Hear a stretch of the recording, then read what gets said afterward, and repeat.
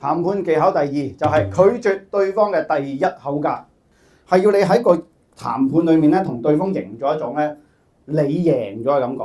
OK 嗱，無論你係談判嘅邊一方，無論你係 offer 嗰方定 counter offer 嗰方，你要個談判談得成咧，你一定要令對方覺得佢自己贏咗。我強調係佢覺得佢自己贏啊！點解你拒絕佢第一口價，佢先會覺得自己贏咧？如果你一嚟就 yes 我，咪即係話其實呢個價你好可以接受，我咪即係覺得自己會俾多咗咯，係嘛？咁我會點啊？我會諗辦法反口。識唔識呢個人啊？而家畫面上面大家見到嘅呢個就叫張子強啊，佢死咗㗎啦嚇，佢死嘅時候你都未出世應該。喺90年代就綁架咗李嘉誠嘅大仔叫做李澤鉅 ，OK？ 張子強佢就包住成身嘅手榴彈去到李嘉誠嘅屋企，佢講話嗱，而家你個仔喺我手上，即係如果你想佢安全翻嚟嘅話咧，咁你就交低啲錢啦咁樣。張子強開價20億，最後成交價係10億。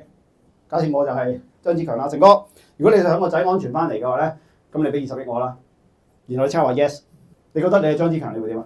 咁啊，唔好意思啊，成哥，我都係諗過度過，都係唔低20億太少30億啦咁樣啊，係咪會有咁嘅情況啊？調翻轉頭，可能阿成哥都 counter offer 佢嘅喎，可能佢一開始都唔係講10億嘅喎，一開始講20億太多啦喎，阿張生6億啦好唔好啊？如果6億嘅時候，張子強又話好啦咁樣，咁啊成哥覺得咩啊？開大咗，原來6億即刻應承 ，OK。總之第一口價點都好唔好應承 ，OK。咁對方就會覺得喺呢個嘅談判裏面咧，又會覺得自己就賺咗贏咗咯噃，OK。關注我做 Top Sales。